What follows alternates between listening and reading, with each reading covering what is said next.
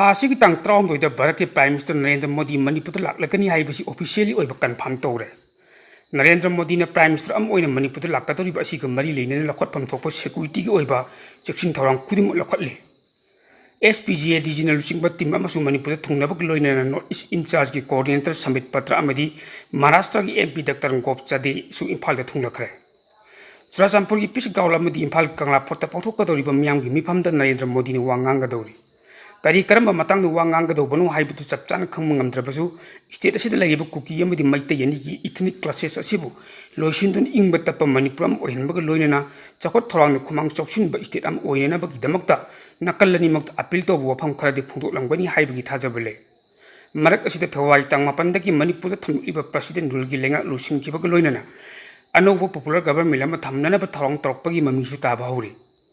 नरेंद्र मोदी ने मणिपुर लाक्तिंगई मओइनना BJP की north east coordinator Samit Patra अमदी doctor गोपचादी अनि इम्फाल हेक थुंगनबगा प्राइम मिनिस्टर मणिपुर लाक्कदोरिबा असिगी मतांग येंसिनबक लोइनना कंगला फोर्ट पांथोकदोरिबा मियामगी मिफम अदुगी मतांगदसु कुपना येंसिनखरे। मरक्सिदा BJP लुचिंगबा लेंगाक अमा ममांगदा लैरंबा अदुगुमना अनौब लेंगाक अमा लाक्पा मतमदा मयाम पुनः लेंगाक पाइमिननबगीदमक्ता NDA के पार्टनरसिंग ओइबा मिफम अमसु फमबसु हौखरे। फमखिबा मिफम अदुना ताकपदि स्टेट असिदा प्रेसिडेंट रूल की महत्ता अनौब लेंगाक अमा सुखोइ सोइदन लाक्लगनी हाइबगी ममी तारी। स्टेट असिदा लैरिबा सिविल सोसाइटी ऑर्गेनाइजेशन खुदिमकनसु मणिपुर थमलिबा प्रेसिडेंट रूल असि लौथोकलगा पॉपुलर गवर्नमेंट अमा लिंगनबा ममांगदगी हौना कयारक अपील तौबा लैखरबनी। सेसोसिंग अपील अदु ताबगा लोइनना BJP की MLA सिंगसु पॉपुलर गवर्नमेंट अमा लिंगनबगीदमक्ता सेंटर की लीडर सिंग तकनदुन लाखिबनी। मरक असिदा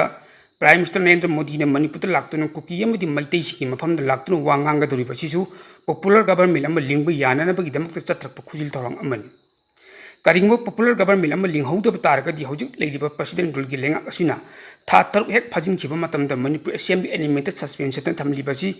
डिजॉल्व तौदुना अनौबा फ्रेश इलेक्शन अमा तौदबा याद्रबनिना करिंगबा नौना मिखल पांथोरकपा तारगदी लैरिबा मणिपुर इशू असिना मरम ओइरगा BJP की कैंडिडेट अमता कक्लरोय हाइबसिसु सेंट्रल लीडरसिन खंगी। हौजिक मणिपुरदी मियामना BJP अमदी मसिगी लेंगाकता पेंदबे खोलाव कया लैरी मेगी तंग अहुमदगी थोखिबा इरांग अदु खुसेमना थोहनखिबा इरांगनि हाइना लौनरिबनि। मतांग मतम चाना भारत लेंगाक अमदी मणिपुर लेंगाक इरांग असिबु कंट्रोल तौहौब तारगदी थोकलिबा मिसि मिना असोक अपन कयासि लेमदबसु याय। कुकीसिंग ताइनबा खुलसिंगदा लैरिबा मैतैसिंग युमसिंगसु तंगोइ ओलम लोय तंगोइ ओली मियोय लिसिंग हुमफुगी मथक्ता लैरिबा डिस्प्लेस पर्सनसिंग असिसु मसा मसागी मयुमदा नुंगाइ लेरंगबनि। पेंदबा मयामना फुमदुना लैरिबा मियामगी वकत भारत लेंगाकना मतम कुइना ताबीददुना लाक्पदु तरकपगुम तौरी। अदुननी नरेंद्र मोदी ने मणिपुर लाक्तुना मफम अनिदा पांथोकदोरिबा मियामगी मिफमदा वा ngaंगदोरिबा असि मियामना थाजै मदुदी मणिपुर लैरिबा मिफम खुदिमक भारत की नागरिक अमनी हाइबसि प्राइम मिनिस्टर नरेंद्र मोदी जु खंगलिबनि। अदुन स्टेट असिदा लैरिबा कॉन्फ्लिक्ट असिअथुबा मतमगी मनुंगदा लोसिनबगा लोइनना प्रेसिडेंट रूल की लेंगाक असिगी महत्ता पॉपुलर गवर्नमेंट अमा सेमदुना मियामगी मिहुतना लेंगाक स्टेट अमा ओइरसनु हाइबसि मियाम खोलाव ओइरिबनि। अतोपा पाव अमना चुराचांपुर की तुइबोंग लेरिबा wall of remembrance the Kuki Zo मियामना डमी कोफिन मतम सानंग खिंजिनदुन लाखिबदु थासिगी तंग 13 लाक्कदोरिबा प्राइम मिनिस्टर नरेंद्र मोदी की खोंचत मंगोइनना अनिरक अन्ना हाइरिबा डमी कोफिन अदु लौथोखिबदगी चुराचांपुर मियामगी मरक्ता पेनद्रे। डमी कोफिन लौथोखिबसिना मरम ओइदुना चुराचांपुरदा नौना अमुक इरांग थोरकपा याबगी चाउन ओइथोकपा लैरि हाइना PCना रिपोर्ट तौरी। रिपोर्ट असिगी मतुंगिना हौखिबा थासिगी तंग 6 Kuki women organisation for human right Manipur थोलिबा क्राइसिस असिदा कुकी फुरुप की नुपीसिन थेंगनैब चैथेंग अदुगी अचुम वयेल फंगनबियु हाइदुना तौरंबा मियामगी रैली अदु पांथोखिदे। करी मरमगीदमक्ता पांथोकनी हाइना तौरंबा रैली अदु पांथोखिदबगी मतांगदसु Kuki women organisation for human right माइकैदगी नौ स्टेटमेंट अमता थोखिबसु लैते। मसिगिसु मथक्ता कुमजा 2023 की मेगी तंग 3 दगी थोलखिबा हाइबदी मणिपुर वायलेंस असिदा लैखिदबा कुकी फुरुप की मियामबु इकाई खुमनाब उत्पनि हाइना तुइबोंग लेब wall of remembrance the dummy coffin खिंदुन लाखिबदु हौखिबा थासिगी तंग अमदसु लौथोकपगी थौदोक लैखरबनि हाइना पावसिन मखा तारी। नकल अमरमदा स्टेट असिदा हौखिबा चही 2023 की मेगी तंग 3 दगी हौना स्टेट असिदा थोलखिबा कांगनुक इरांग असिगी मनुंगदा इहान हानबु ओइना थासिगी तंग 13 प्राइम मिनिस्टर नरेंद्र मोदी मणिपुर लाक्लबा याय हाइन अकनबा मोंगदा सेम सादुन लैरिङै तलक असिदा BJP फुंग्यार मंडल पाक्तकना पार्टी असिगी प्राइमरी मेंबरशिप तगी रिजाइन तौखरे। BJP फुंग्यार मंडल अमसुंग मसिदा एफिलिएट तौरिबा मोर्चाई कांबुसिंग अदु पाक्तकना रिजाइन तौबगी चेरोलसिंग अदु पार्टी की मरी लिनबसिंगदा पिसिनखरे। हाइरिब मास रिजिग्नेशन अदु बीजेपी मनपुर प्रदेश की स्पेशल इनवाइटिस माचोम रमसांग लिटौगी रिजिग्नेशन अदु बीजेपी फुंग्यार मंडल की सेनियर एक्टिव मेंबर अमसु प्राइमरी मेंबर कयासु यावरे रिजाइन तौखरबसिंग अदुगी मनुंगदा बीजेपी फुंग्यार मंडल की प्रेसिडेंट महिला मोर्चा की प्रेसिडेंट युवा मोर्चा की प्रेसिडेंट किसान मोर्चा की प्रेसिडेंट एसटी मोर्चा की एग्जीक्यूटिव सिंह बूथ प्रेसिडेंट यांखाइहुमदो यावरे रिजाइन तौखरबसिंग अदुना थादोरखिबा जोन स्टेटमेंट अमना हाय पार्टी की इंटरनल फंक्शन पेंदबन मरम ओइरगा पक्तकना रिजाइन तौबनी पार्टी की decision making process grass leader इकाई खुमनदबा पुनः थबक तौमिनब वाटपा अमदी पार्टी की थबक थौरमसिंगद मखोय कईगुंबा अमत तानदे हाइना मराल कया से मसीन मरम ओइरगा पार्टी की आइडियोलॉजी अमसुंग लेयनटीद थाजब मांगहलकपदन मरम ओइरगा हाइब रिजिग्नेशन असि तौबनी पार्टी मनुंगी ओइबा थबक थौरमसिंगद पेंदब वफम कया फोंदोकले अदुमपु मखोइना मणिपुर की मियाम अमदी मखोई कम्युनिटी की याइफगदब थबक थौरमसिंगदी अदुम लेप्तना पांथोखिगन प्राइम मिनिस्टर नरेंद्र मोदी मणिपुर लाक्नबगी अकनबा मोंगद सेम सारिङै चेरेक असिदा बीजेपी खुराई मंडल कामुसिंग प्राइमरी मेंबरशिप तगी पाक्तकना रिजाइन तौखिबा असिना चिंगी डिस्ट्रिक्ट पार्टी की ऑर्गेनाइजेशन स्ट्रेंग अचौब चैफू अमा पीरगनी हाइना थाजब याबा पाव असिगी सोर्सना हाय पाव असिगी सकम ओइना मपालम की पाउखर अपडेट तौजगे यूनाइटेड स्टेट की प्रेसिडेंट डोनाल्ड ट्रम्प का नकनबा अमेरिका की मसक नाइरब राइट विंग एक्टिविस्ट चार्ली काकपु सखंगदबसिंगना पेंसिल्वेनिया यूनिवर्सिटी कैंपसता नोमैन कापन हाटख्रे कुमजा 2024 की जुलाई थादा डोनाल्ड ट्रम्पना पेंसिल्वेनियादा मिखल की कैंपेन चथरिङैदा सखंगदबसिंगना हाटनब होटनबगी थौदोक अमसु लेख्रबनी हाइरे यूनिवर्सिटी की कैंपस मनुंगदा चार्ली काकना मियाम तिन मफम अमद वांगांगलिङैदा सखंगदब मियोय अमना नोमैन कापलखिबन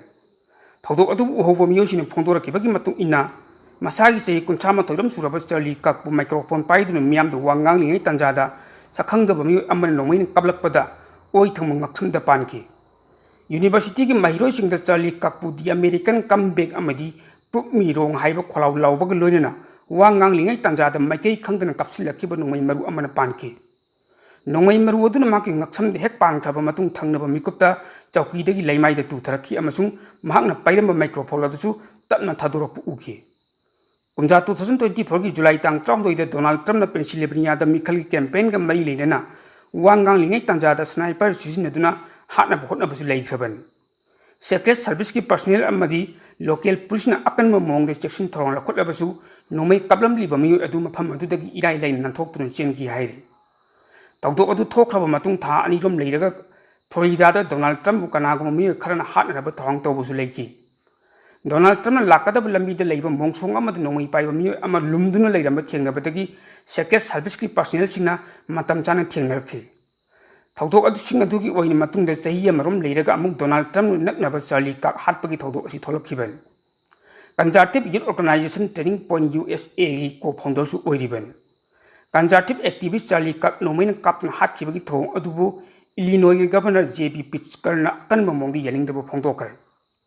पौमिसिंग उनब अमद महाकना हाय कनाना करी मरंगि चार्ली काकबु हलमलिबनो हाइब चपचाना खंगद्रिब मरमना मिहात असि पॉलिटिकल की ओइब इथिल यावब्रा हाइबदु चपचाना खंगब ngamdri अदुमोइनमक यूनाइटेड स्टेट्स की ओइब तोंगान तोंगान मफमसिंगदा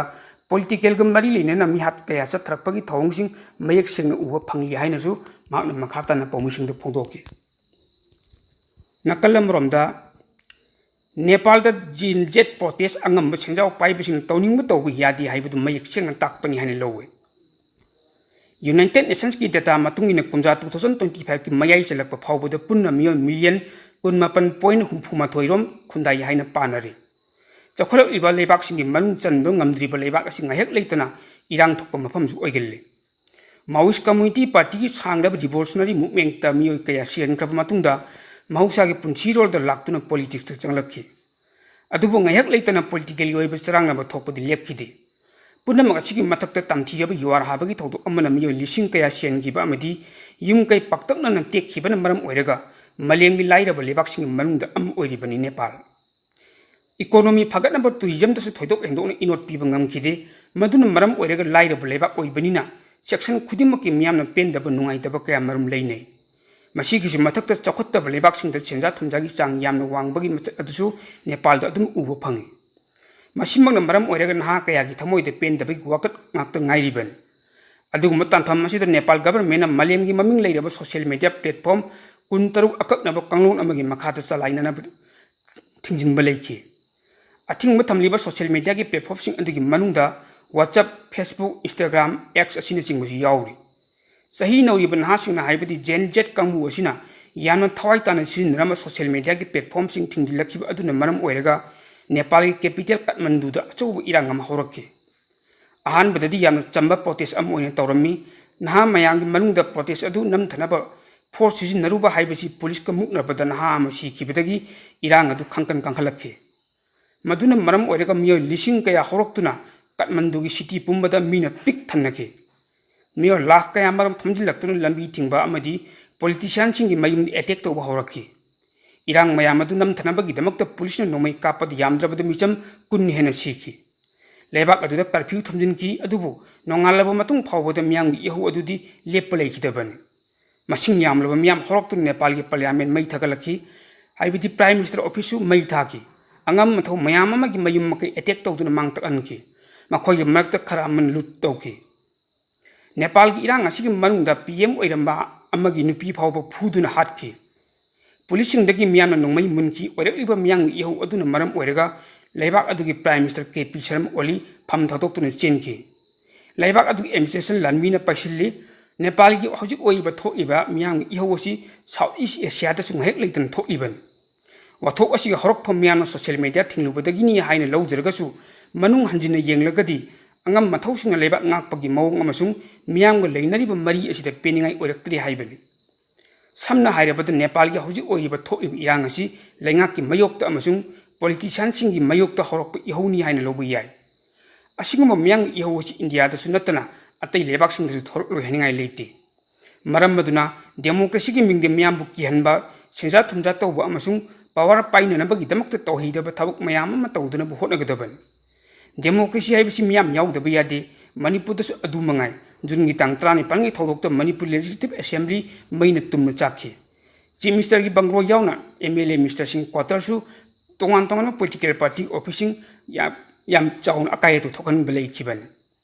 ꯍꯧꯖꯤꯛꯁꯨ ꯑꯗꯨꯒꯨꯝꯕ ꯊꯧꯗꯣꯛ ꯑꯃ ꯃꯅꯤꯄꯨꯔꯗ ꯁꯨꯛꯊꯣꯛ ꯊꯣꯛꯂꯣꯏ ꯍꯥꯏꯅꯤꯡꯉꯥꯏ ꯂꯩꯇꯦ꯫ ꯑꯩꯈꯣꯏꯒꯤ ꯂꯨꯆꯤꯡꯕꯁꯤꯡ, ꯑꯩꯈꯣꯏꯒꯤ ꯂꯣꯃꯦꯀꯔꯁꯤꯡꯗ ꯑꯆꯧꯕ ꯍꯥꯏꯕꯗꯤ ꯍꯧꯖꯤꯛꯃꯛꯁꯨ ꯃꯤꯌꯥꯝꯅ ꯄꯦꯟꯗꯕ ꯀꯌꯥ ꯂꯩꯔꯤꯕꯅꯤ꯫ ꯅꯤꯡꯁꯤꯡꯕ ꯊꯣꯛꯇ꯭ꯔꯕ ꯃꯇꯝꯗꯒꯤ ꯍꯧꯅ ꯁꯥꯎꯠ ꯏꯁ ꯑꯦꯁꯤꯌꯥꯗ ꯃꯅꯤꯡ ꯃꯈꯥ ꯇꯝꯕ ꯂꯩꯕꯥꯛ ꯑꯃ ꯑꯣꯏꯅ ꯍꯥꯏꯅ ꯍꯨꯝꯅ ꯄꯥꯟꯗꯨꯅ ꯂꯥꯛꯂꯒ ꯍꯧꯖꯤꯛꯅ ꯃꯅꯤꯄꯨꯔ ꯍꯥꯏꯕ ꯁ꯭ꯇꯦꯠ ꯑꯁꯤ ꯀꯥꯏꯕꯒꯤ ꯃꯑꯣꯡ ꯑꯃ ꯂꯥꯛꯄ ꯑꯁꯤꯗ MLAꯁꯤꯡꯒꯤ ꯊꯧꯗꯥꯡ ꯑꯁꯤ ꯃꯤꯌꯥꯝꯅ ꯄꯦꯟꯅꯗ꯭ꯔꯦ꯫ ꯀꯥꯡꯂꯨꯞꯀꯤ ꯏꯔꯥꯡꯗ ꯑꯋꯥꯕ ꯅꯪꯂꯕ IDPꯁꯤꯡꯒꯤ ꯋꯥꯀꯠ ꯑꯩꯈꯣꯏꯒꯤ ꯂꯩꯉꯥꯛꯄꯁꯤꯡꯅ ꯇꯥꯕꯤꯗꯦ꯫ ꯂꯩꯕꯥꯛ ꯑꯁꯤꯒꯤ ꯄ꯭ꯔꯥꯏꯝ ꯃꯤꯅꯤꯁꯇꯔ ꯅꯔꯦꯟꯗ꯭ꯔ ꯃꯣꯗꯤ ꯂꯥꯛꯄꯒꯤꯗꯃꯛꯇꯗꯤ ꯃꯤ ꯈꯣꯝꯅꯅꯕ ꯍꯣꯠꯅꯔꯤ, ꯑꯗꯨꯒ ꯂꯥꯜ ꯑꯁꯤ ꯂꯣꯏꯁꯤꯟꯅꯅꯕ ꯍꯣꯠꯅꯕꯗꯅ ꯃꯤꯠꯌꯦꯡ ꯊꯣꯏꯅ ꯊꯝꯗꯦ꯫ ꯏꯟꯗꯤꯌꯥ ꯒꯚꯔꯟꯃꯦꯟꯠꯅ ꯁꯥꯟꯅꯅꯤꯡꯕ ꯃꯑꯣꯡꯗ ꯁꯥꯟꯅꯔꯛꯄ ꯂꯤꯂꯥꯗ ꯃꯇꯤꯡ ꯐꯨꯗꯣꯛꯇꯨꯅ ꯊꯦꯡꯅꯒꯦ ꯈꯟꯕ MLA ꯑꯃ ꯐꯥꯎꯕ ꯆꯣꯡꯊꯣꯔꯛꯄ ꯎꯔꯛꯇ꯭ꯔꯤ꯫ ꯃꯇꯥꯡ ꯑꯁꯤꯗ ꯄꯟꯖꯅꯤꯡꯕ ꯋꯥꯐꯝꯗꯤ ꯂꯩꯕꯥꯛꯀꯤ ꯑꯉꯝ ꯃꯊꯧꯁꯤꯡꯅ ꯃꯁꯥ ꯈꯛꯇꯒꯤ ꯌꯦꯡꯂꯒ ꯐꯝ ꯈꯛꯇꯒꯤ ꯈꯜꯂꯒ ꯊꯕꯛ ꯇꯧꯕ ꯂꯦꯞꯄꯨ꯫ ꯃꯗꯨꯅ ꯃꯈꯥ ꯁꯝꯊꯔꯛꯂꯒꯗꯤ ꯅꯦꯄꯥꯜꯗ ꯊꯣꯛꯂꯤꯕ ꯑꯀꯤꯕ ꯐꯪꯂꯕ ꯃꯤꯌꯥꯝꯒꯤ ꯏꯍꯧ ꯑꯁꯤ ꯑꯩꯈꯣꯏꯒꯤ ꯁ꯭ꯋꯥꯏꯗꯁꯨ ꯊꯣꯛꯂꯣꯏ ꯍꯥꯏꯅꯤꯡꯉꯥꯏ ꯂꯩꯇꯦ ꯍꯥꯏꯕꯁꯤ ꯃꯤꯌꯥꯝꯒꯤ ꯂꯨꯆꯤꯡꯕꯁꯤꯡꯅ ꯈꯪꯒꯗꯕꯅꯤ꯫